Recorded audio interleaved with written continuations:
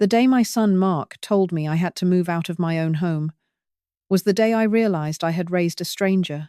I worked for 40 years as a registered nurse, dedicated to saving lives and paying off every cent of my mortgage. I thought my home was my sanctuary, my legacy. When Mark asked to move in with his wife to save money, I welcomed them with open arms. But loyalty is a fragile thing. While I was recovering from a severe illness, he tricked me into signing away the deed to my own house. Then, he did the unthinkable. He gave my master suite to his mother-in-law and told me I was no longer welcome. I was being replaced in the home I built with 40 years of labor. My heart was broken, but Mark forgot one very important detail. A detail that would eventually bring him to his knees at my front door. Before I reveal how the tables turned and where he is now, I would love to hear from you. Please take a moment to comment and tell me which city or state you are watching from today. It means so much to have you here. Please note, while this story is told for entertainment and impact, the message and the lesson it carries are the most important parts. Now, let us continue. They say that a house is just wood and brick and nails. But for me, it was so much more. My name is Martha, and that house on the quiet corner of Elm Street was the physical proof that I had survived. I spent 40 years. Yes, 40 long, grueling years working as a registered nurse. If you have ever been a nurse, or if you know one, you understand what those years truly mean. It means 40 years of double shifts. It means 40 years of missed holidays, of working on Christmas morning while my own family opened presents without me. It means 40 years of the smell of antiseptic, the sound of heart monitors, and the ache in my lower back that never quite went away. I remember the cold winter mornings in Pennsylvania, scraping ice off my windshield at 5 o'clock in the morning just to make it to the hospital for the shift change. I was proud of my work. I was a registered nurse. People trusted me with their lives. And with every paycheck I earned, I put a little more toward that mortgage. I remember the day I finally paid it off. I was 62 years old. I sat at my small kitchen table with a glass of cheap red wine and the final statement from the bank. I cried. I really did. For the first time in my adult life, I truly owned the ground I stood on. That house was my sanctuary. It was a beautiful 2-story colonial with a wraparound porch. I loved that porch. I spent my Sunday afternoons there, rocking in my chair, watching the neighborhood kids play. I had planted every rosebush in the garden myself. I had painted the shutters a deep navy blue. Inside, the hardwood floors creaked in a way that felt like music to my ears. It was a song of stability. I worked hard so that I would never be a burden to anyone. My husband had passed away many years ago, leaving me to raise our son Mark on my own. It wasn't easy, but I did it. I made sure he had the best sneakers for school. I made sure he had a car when he turned 16. I thought I was teaching him the value of $1. I thought I was teaching him about respect. But looking back now, sitting in this quiet room, I realized that, while I was teaching him how to take, I forgot to teach him how to give. I thought my home would be the place where my grandchildren would come to visit. I thought I would take my last breath in that master bedroom, looking out at the oak tree I planted when Mark was just a toddler. I felt safe. I felt secure. I was a homeowner. I was independent, and I believed with all my heart that my son was proud of me. I had no idea that while I was looking at my home with love, he was looking at it with greed. It started so innocently.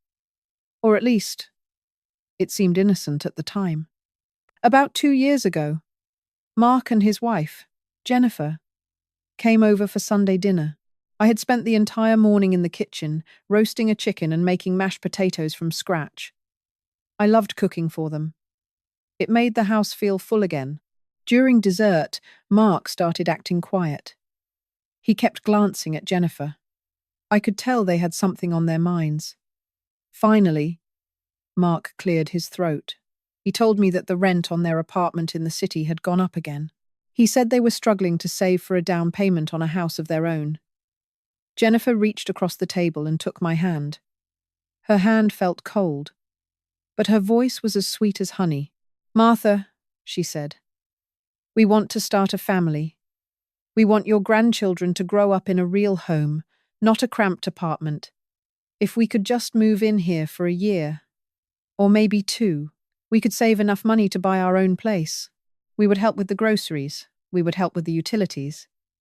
It would be so good for all of us to be together." My heart swelled. I thought, what a wonderful idea. I had so much extra room. The upstairs bedrooms were empty, just collecting dust and memories. I thought about the sound of little feet running down the hallway. I thought about being a grandmother who was always there. I told them yes. I told them, of course. My home is your home. I remember the day they moved in. The house became loud and busy. There were boxes everywhere. At first, it was lovely. We had dinner together every night. Mark mowed the lawn. Jennifer helped me with the dishes. But slowly, very slowly, things began to change. Jennifer started making small comments about the house. She would say things like, "Martha, this wallpaper is so old-fashioned, don't you think?" Or, "This kitchen would be so much more functional if we knocked out that wall." I would just laugh and say that I liked it the way it was. But Jennifer didn't stop. She started rearranging the furniture without asking. She moved my grandmother's china cabinet to the basement because it didn't fit the vibe of the room. I felt like a guest in my own home. But I kept my mouth shut. I wanted to be a supportive mother. I wanted them to be happy. I told myself that it was a small price to pay for having my family close by. I didn't realize that they were already treating the house like it belonged to them. Then came the day that Jennifer's mother, Mrs. Higgins, lost her husband. Mark came to me with a look of fake concern on his face. He said that Mrs. Higgins was fragile. He said she was lonely and couldn't live alone in her big house. He asked if she could stay with us for just a few weeks until she found a smaller place. Again, I said yes. I was a nurse. My whole life had been about caring for people who were hurting. I couldn't say no to a widow in need, but when Mrs. Higgins arrived with 6 suitcases and her own set of furniture, I realized this wasn't a temporary visit. The nest was getting crowded, and for the first time in 40 years, I started to feel like there wasn't enough room for me. I was the one who had paid for every shingle on the roof, but I was becoming the stranger in the hallway. It is a strange thing to feel like a ghost in a house you paid for with your own sweat and blood. That was how it began when Mrs. Higgins moved in. At first, it was supposed to be a temporary arrangement. A few weeks, they said, just until she found her footing after the funeral. I remember the day she arrived. It was a Tuesday. The air was thick with the scent of lilies and old perfume. She didn't just bring suitcases. She brought an entire lifetime of clutter. Slowly, the balance of power in my home began to tilt. It wasn't a sudden crash. It was a slow, agonizing slide. Mrs. Higgins was what some people call delicate. She had a way of sighing whenever she sat down, a soft, fluttering sound that made everyone in the room feel like they had to whisper. Mark and Jennifer treated her like she was made of fine porcelain, and because she was so delicate, the house had to change to accommodate her. My kitchen, my beautiful, sun-drenched kitchen, was the first thing to go. I had spent 40 years perfecting my routine in that space. I knew exactly where every wooden spoon was kept. I knew the rhythm of the coffee maker. But Mrs. Higgins didn't like the way I organized the pantry. She said the sight of my old spice jars made her head spin. One afternoon, I came home from the grocery store to find that Jennifer had reorganized everything. My flour was gone. My favorite cast-iron skillet was hidden in the back of a bottom cabinet. Jennifer told me that her mother needed things a certain way to feel at home. At home. That phrase started to haunt me. Who was truly at home here? Every morning I would walk into the living room and find Mrs. Higgins sitting in my favorite armchair. It was the chair by the window, the one where the morning sun hit just right. I used to sit there and read the Sunday paper. Now, it was her throne. She would sit there for hours, draped in a thick wool blanket, even in the middle of June, complaining about the draft. She complained about the noise of the television. She complained about the smell of the dinner I was cooking. She was a guest, but she acted like the landlord. And my son, my Mark, he just watched it happen. He became a stranger to me. Whenever I tried to talk to him about it, he would just wave his hand and tell me to be patient. He would say, "Mom, she is going through a hard time. Can't you just be the bigger person?" The bigger person. I had been the bigger person for his entire life. I had worked double shifts so he could go to summer camp. I had sacrificed my own comfort for his. And now I was being told to shrink. I was being told to move quietly through the hallways. I started eating my meals in my bedroom because the atmosphere at the dining table was so cold that it made the food taste like ash. Mrs. Higgins would talk about her old house, her grand life, and how lucky she was to have such a devoted daughter and son-in-law. She never looked at me. She never thanked me for the roof over her head. The space in my own life was getting smaller and smaller. I felt like I was being pushed into the corners of my own existence. I was the one who paid the property taxes. I was the one who paid the insurance. But when I walked into the living room, the conversation would stop. Jennifer and her mother would exchange a look, a tiny, sharp glance that said, "Why is she still here?"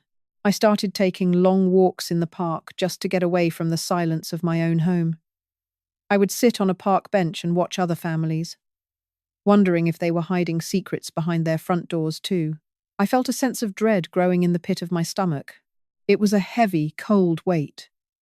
I knew that something was coming. I could feel the air in the house getting thinner, as if there wasn't enough oxygen for all of us. I didn't know it yet, but the trap had already been set.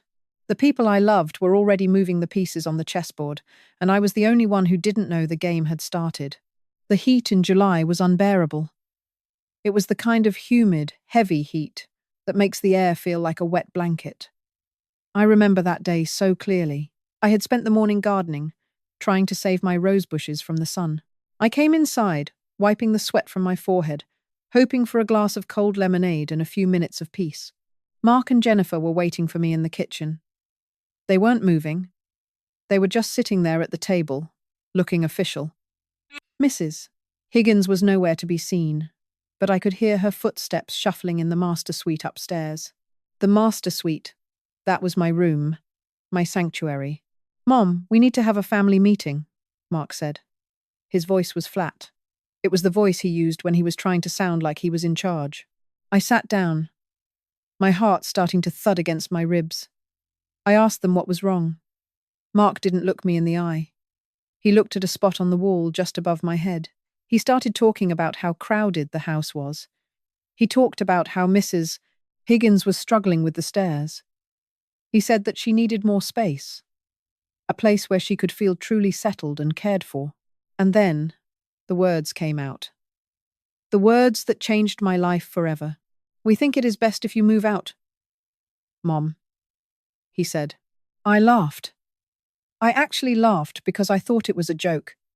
I told him he was being ridiculous. I told him that if anyone was moving, it would be Mrs. Higgins. I reminded him that I own this house. I reminded him that I worked for 40 years to pay for it. But Jennifer didn't laugh. She leaned forward, her eyes as sharp as glass. She told me that they had already looked at a place for me. She described it as a senior apartment complex near the highway. She said it was very modern. She said I would have so many friends my own age. "You are guests in my home," I said, my voice trembling with a mixture of anger and fear. "You cannot tell me to leave. I am the owner. My name is on the deed." That is when the room went ice cold. Jennifer smiled. It was a small, smug smile that made my skin crawl. She looked at Mark, and then she looked back at me. "Actually, Martha," she said, "remember those papers you signed last year? The ones you thought were just for the medical power of attorney?" My mind raced back to that winter. I had been so sick with the flu. I had been shivering under the covers, my head spinning with fever. Mark had come to my bedside with a stack of papers. He told me he needed me to sign them so he could talk to the doctors for me if things got worse. I trusted him. He was my son. I signed where he told me to sign. I didn't read the fine print. I couldn't even see the words through my tears. You signed the deed over to Mark, Jennifer said. Her voice was triumphant. It was a gift. A quitclaim deed. You signed it, it was notarized, and it was filed with the county. Mark is the sole owner of this property now. I looked at Mark. I waited for him to say it wasn't true. I waited for him to tell me it was all a mistake. But he just stared at the floor. He wouldn't look at his mother. He wouldn't look at the woman who had sacrificed everything for him. We are giving you 1 week, Mom, Mark whispered. Mrs. Higgins really needs the master suite. It is only fair. We are a family, and we have to do what is best for the family. The betrayal was so deep it felt physical.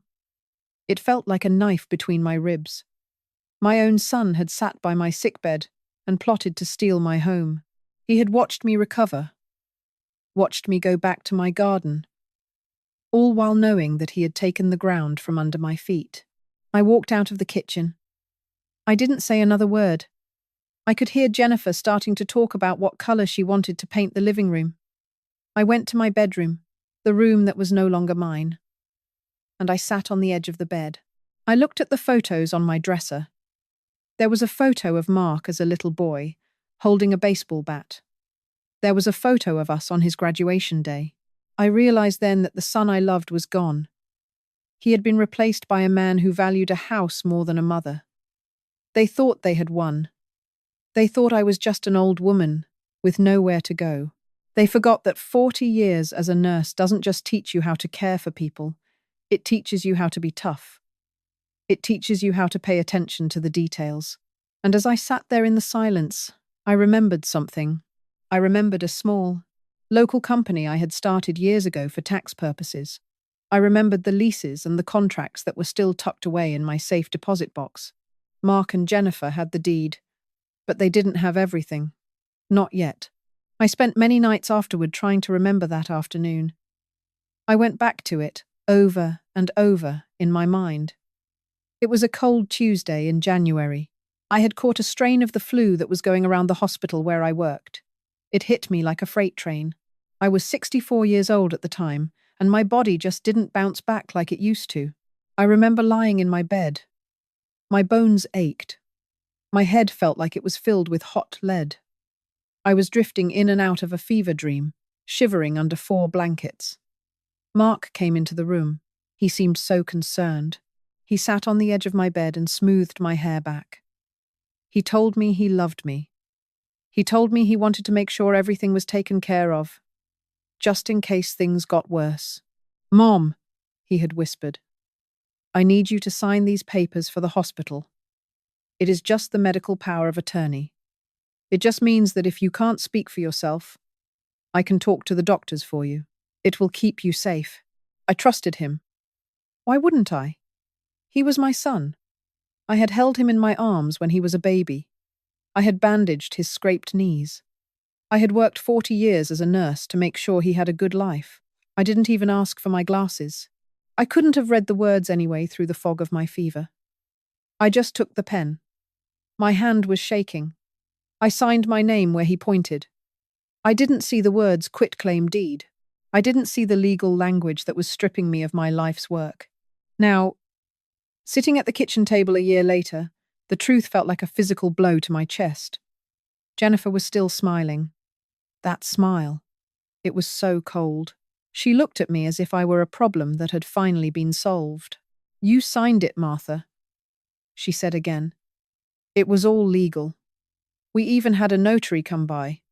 Do you remember the man in the blue suit? He was there. He witnessed it all. I remembered a shadow in the doorway that day. I thought it was just a dream. But it wasn't a dream. It was a trap. They had waited until I was at my weakest. They had waited until my brain was clouded by illness to steal the roof over my head. My own son had looked at his sick mother and saw an opportunity. The pain of that realization was worse than the flu had ever been. It was a deep, soul-crushing betrayal. I looked at Mark. I wanted him to say something. I wanted him to say he was sorry, but he just kept looking at his fingernails. He wouldn't look at me. He was a coward. A thief and a coward. 1 week. Martha, Jennifer said, her voice rising with a sharp edge. We have already hired movers for the big furniture. You just need to pack your clothes and your trinkets. Mrs. Higgins is moving into the master suite on Monday. We need the space. I stood up. My legs felt like they were made of water, but I forced myself to walk out of the room. I didn't cry. Not then. I wouldn't give them the satisfaction of seeing my tears. I went to my room and closed the door. I looked at the walls. I looked at the crown moulding I had picked out 20 years ago. I looked at the view of the garden. It was all gone. My son had stolen it with a stroke of a pen. I realized then that my love for him had been a one-way street. I had given everything, and he had taken it all. And then he had come back for more. He didn't want my love. He wanted my assets. He didn't want a mother. He wanted a deed. I sat in the dark for a long time, listening to the sound of them laughing in the kitchen. They were celebrating. They were celebrating the fact that they had turned an old woman into a tenant in her own home. But as I sat there, a cold, hard stone began to form in my stomach. It wasn't just sadness anymore. It was something else. It was the beginning of a plan. Packing up 40 years of a life into cardboard boxes is a special kind of torture. You find things you forgot you had. An old drawing Mark made in the 3rd grade. A pressed flower from my husband's funeral. Each item felt like a weight, pulling me down. Mark didn't help me pack. He stayed in the basement or went out for errands. Jennifer just stood in the hallway with a clipboard, making sure I didn't take anything that belonged to the house. The day I left was a rainy Monday. I put my last suitcase into my old sedan. I looked back at the house. Mrs. Higgins was already standing in the window of my bedroom, closing the curtains. My curtains, the ones I had sewn myself. The apartment complex near the highway was exactly what I expected. It was a beige building with beige walls and beige carpets. It smelled like industrial cleaner and old soup. My new home was a 1-bedroom unit on the 3rd floor. The walls were thin. I could hear the constant roar of the highway. A dull, grey sound that never stopped. It was a far cry from the chirping of the birds in my garden. For the first few days, I just sat on my small sofa. I didn't even unpack. The silence was eerie. It wasn't the peaceful silence of my old home. It was the silence of being discarded. I felt like a piece of old furniture that had been moved to the attic. I wondered if Mark ever thought about me. I wondered if he felt a pang of guilt when he walked past my old room. But as the days turned into a week, the nurse in me started to wake up. Nurses are trained to look at the details. We are trained to notice the small things that everyone else misses. I started going through my old files. I had a metal filing cabinet that I had kept for decades. It was filled with receipts, contracts, and business papers. Mark had the deed to the house. That was true. But he was lazy. He had always been lazy. He never read the fine print. He just saw the big picture. He saw the house, and he saw the money. I found a thick blue folder at the bottom of the cabinet. It was labeled Solar and Utilities. Years ago, when I decided to go green, I didn't just buy solar panels. I had signed a very specific 20-year lease with a private energy company. And because our property was on a plot with very hard well water, I had also contracted a private maintenance company to install and manage a high-tech specialized filtration system. I opened the contracts. I read them carefully, word by word. I had paid for everything up front through a small LLC I had created for my nursing consultancy work years ago. The house belonged to Mark, but the equipment did not. The solar lease was in my name, and my name alone. The contract for the water system was tied to my business account. A slow, cold smile spread across my face. I looked out the window at the highway. Mark and Jennifer wanted the house. They wanted the prestige. They wanted the master suite for Mrs. Higgins. But they hadn't thought about the cost of keeping that house running. They didn't know that the roof was being held together by a lease that I controlled. They didn't know that the very water they used to brush their teeth was managed by a company that belonged to me. I picked up the phone. My hand wasn't shaking anymore. It was steady.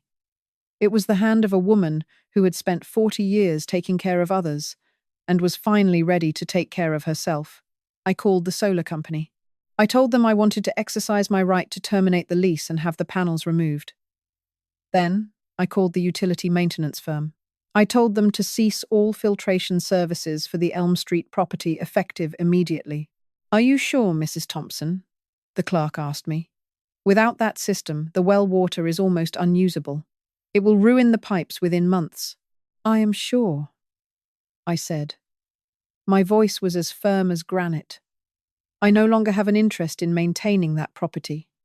Please send the final paperwork to my new address."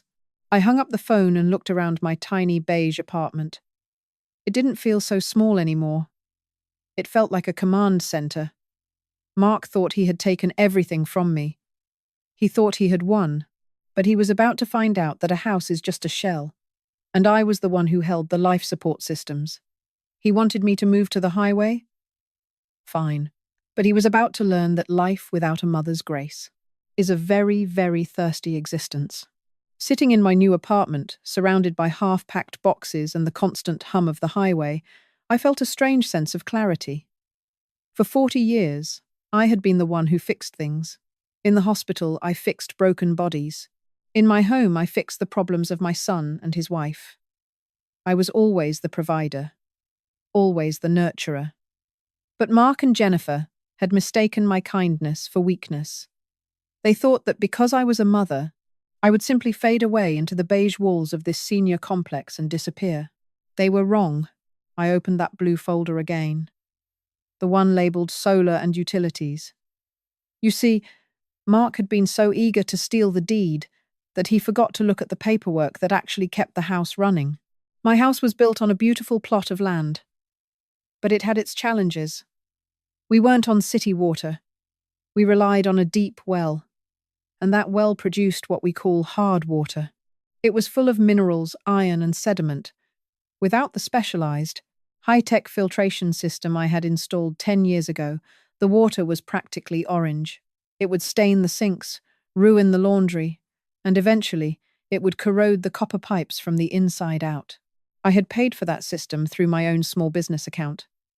I was the sole owner of a little company I called Martha's Consulting and Logistics. It was a legal shield I had set up years ago, for tax purposes. The contract for the water filtration and the maintenance of the septic system was not with the homeowner. It was with my company. Then, there were the solar panels. I had been early to the green energy movement. I didn't buy the panels outright. I had signed a 20-year lease with an energy provider. That lease was tied to my credit, my social security number, and my name alone. Mark had the deed to the land, but I owned the contracts that made the land livable. I spent that Friday morning making 3 phone calls. The first call was to the solar company. I spoke to a representative named Sarah. I told her that I was no longer living at the Elm Street address and that I wished to terminate the lease immediately. I told her I would pay the early removal fee, a small price to pay for my dignity. I told her they could come and take the panels whenever they liked. "Mrs. Thompson," she said, "if we remove those panels, the roof will be exposed in several places where the mounts were drilled. You will need a professional contractor to seal it immediately, or you will have leaks." "I understand," I told her, "but that is no longer my concern. Please schedule the removal for next Tuesday." The second call was to the private utility firm that serviced the water system. I told them to stop the salt deliveries and to shut off the remote monitoring for the filtration unit. I told them that the new owner would have to set up his own account if he wanted clean water. The third call was to the private maintenance contractor who handled the landscaping and the HVAC system. I cancelled every service. No more lawn mowing. No more air conditioning tune-ups. No more gutter cleaning. I hung up the phone and leaned back in my chair. I wasn't being cruel. I was simply withdrawing my labor. I was withdrawing my 40 years of financial support. Mark wanted to be the man of the house. Fine. Let him be the man who pays the bills. Let him be the man who reads the fine print. I realized then that for my entire life, I had been the invisible foundation that held Mark's world together. I had been the one who made sure the lights were on and the water was clear. He had taken it all for granted. He thought the house just worked by magic. He was about to find out that the magic was his mother. As I sat there, I felt a weight lift off my shoulders. I wasn't a victim anymore. I was a woman who was finally setting boundaries. I had spent 40 years taking care of everyone else. Now, for the first time in my life, I was taking care of Martha, and it felt wonderful. The reports started coming to me about 3 weeks later. I still had a few friends in the old neighborhood who liked to keep me informed. They called me with whispers of what was happening at the house on Elm Street. First, the solar company arrived. They spent an entire day on the roof. They took the panels, the inverters, and the battery backup system. Because Mark wasn't home and Jennifer didn't know anything about the lease, they just let the workers do their job. When they left behind dozens of small holes in the shingles where the racks had been bolted down. Then the rain came. It was a typical August in Pennsylvania. Heavy afternoon thunderstorms that dumped inches of water in a matter of minutes. Without the panels to protect the roof and without the proper ceiling that I had refused to pay for, the water found its way in. The neighbors said they saw Mark frantically climbing a ladder with a blue tarp. But Mark had never been good with tools. He didn't know how to find a leak. He just threw the tarp over the peak and hoped for the best.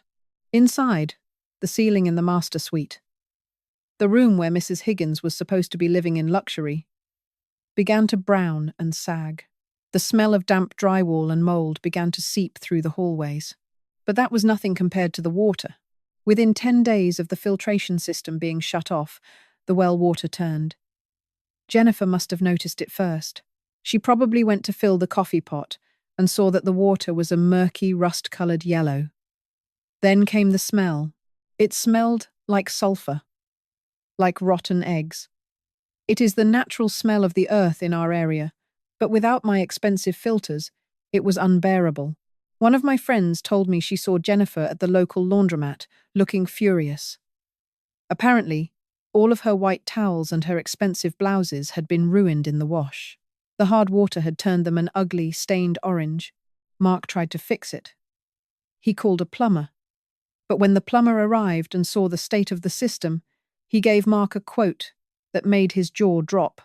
Between the roof repairs, the new water filtration system, and the damage to the pipes, the cost was over $50,000. $50,000.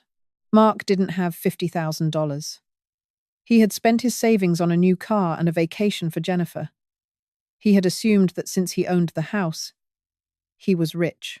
He didn't understand that a house is a hungry beast that eats money every single day. Then, the real blow came. Jennifer's mother, the fragile Mrs. Higgins, decided she wasn't so fragile after all. The moment the air conditioning started struggling, and the water started smelling like a swamp, she packed her bags.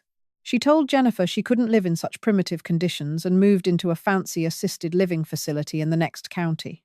Mark and Jennifer were left alone in a house that was literally falling apart around them. The orange stains were in the toilets. The mold was in the master bedroom. And then, the ultimate betrayal was revealed. I received a notice in the mail. Because the bank still had my name on the old records. It was a notice of default. It turns out that Mark had been even more foolish than I thought. The moment he had that deed in his hand, he had taken out a secret second mortgage. He had borrowed $100,000 against the equity of the house. He had used that money to pay off Jennifer's old debts and to fund their lifestyle. But now, with the house losing value every day and the repair bills piling up, they couldn't keep up with the payments. The bank didn't care about their family drama. The bank didn't care about Mrs. Higgins' master suite. The bank only cared about the money. I sat on my porch and watched the sunset. I felt a pang of sadness for the house.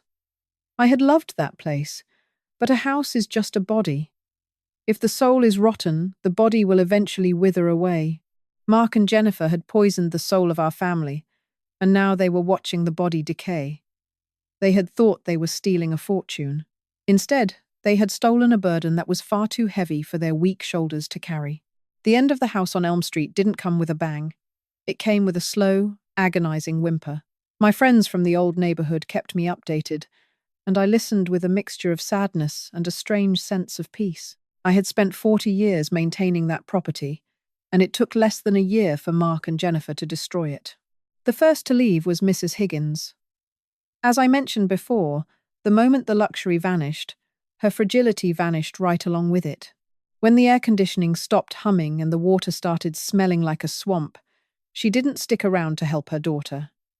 She didn't offer a cent of her own savings to help fix the roof. She packed her silk dresses and her expensive perfumes and moved into a high-end assisted living facility across town. She left Jennifer and Mark to drown in the mess they had created. Then came the silence between my son and his wife. I heard that the house became a battlefield. But the real explosion happened when the mail arrived one Tuesday afternoon. It was a letter from the bank. You see, Mark had been hiding a terrible secret. When he first tricked me into signing that deed, he thought he was a genius. He didn't just want a house to live in. He wanted a piggy bank. He had secretly taken out a second mortgage, a home equity loan for $100,000. He had used that money to pay off his credit cards, buy a fancy watch, and take Jennifer on a cruise. He thought he could just make the payment. And I would never know.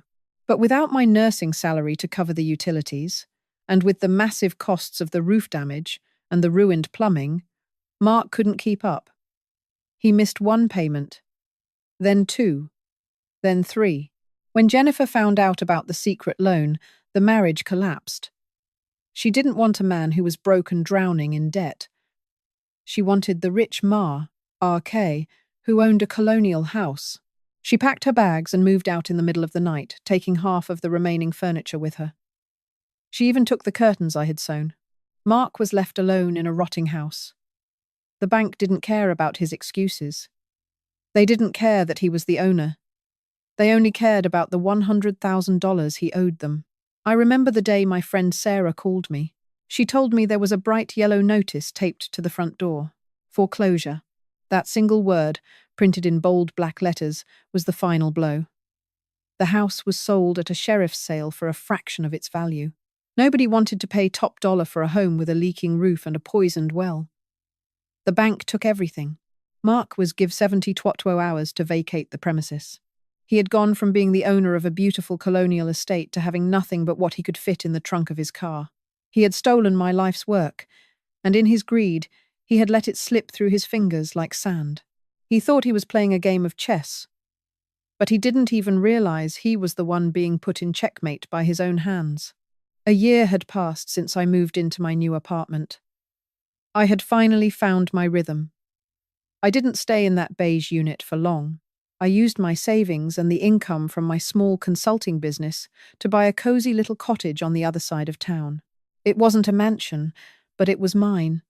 It had a small porch, a tiny garden where my roses were already blooming, and most importantly, it had peace. I had turned the extra bedroom into a craft studio.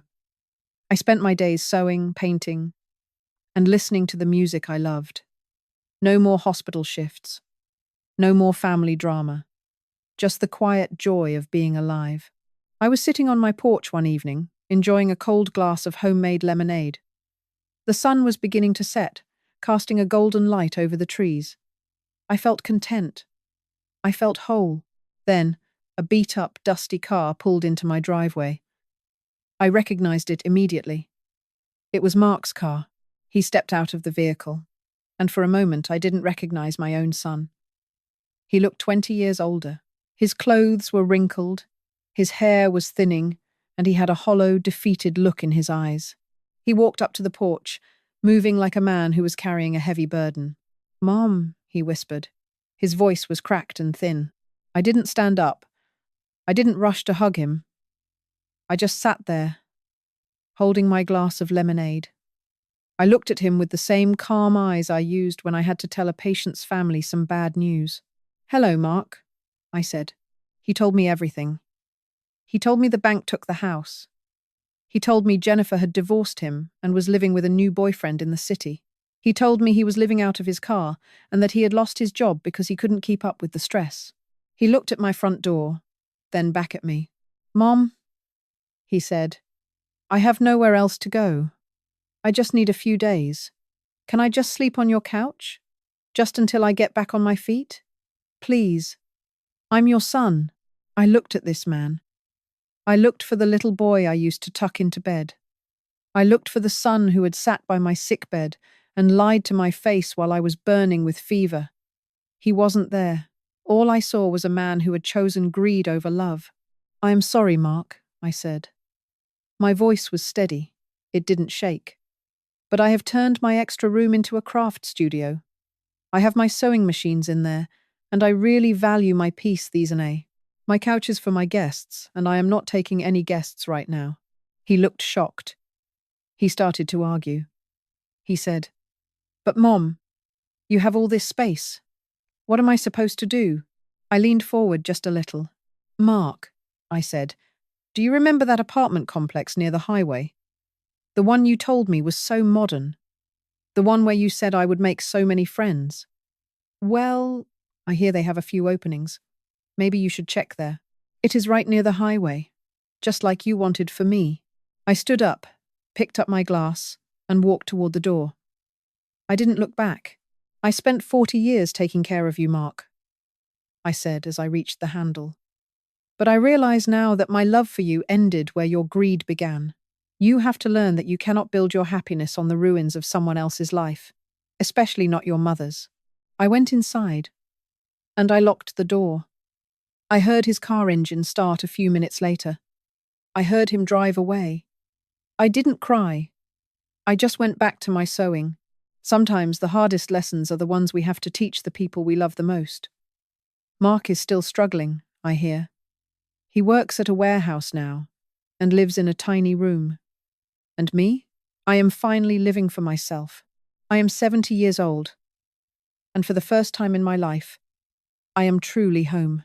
If you enjoyed this story and believe that karma always comes around, please like this video and subscribe to our channel.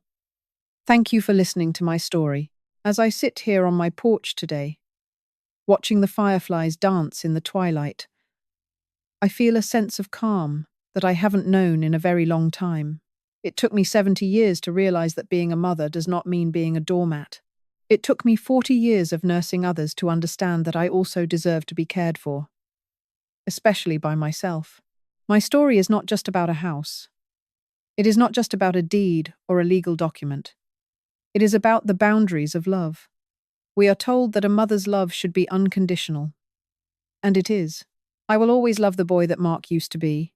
But my respect, my trust, those things are earned. And Mark threw them away for a master suite and a secret loan. I often think about the house on Elm Street. Sometimes I feel a pang of sadness when I remember the roses I planted or the way the sun hit the kitchen floor. But then, I remember the coldness in my son's eyes when he told me to move to the highway. I remember the smug smile on Jennifer's face. And I realized that the house was just a building. My true home is right here, where I am safe, where I am respected, and where my peace is not for sale. I know some people might think I was harsh for turning Mark away, but he is a grown man. He made his choices. He decided that his greed was more important than his mother's dignity. And in this life, we must all live with the consequences of our actions. You cannot build a beautiful life on the ruins of someone else's heart. You just can't. Before we say goodbye today, I want to ask you something. Have you ever had to make a difficult choice to protect your own peace? Have you ever had to say no to someone you loved because they were hurting you? Please, share your thoughts in the comments below. I read as many as I can, and your stories of strength always inspire me. If you believe that karma always finds its way home, and if you enjoyed this journey with me, please give this video a like. It helps our community grow. And don't forget to subscribe to our channel for more stories of life, lessons, and the wisdom that only comes with age. Please note, while this story was created to share an important message, the lessons of integrity and self-respect are very real. Thank you for spending your time with me today. My name is Martha, and I wish you nothing but peace and a quiet heart. Until next time.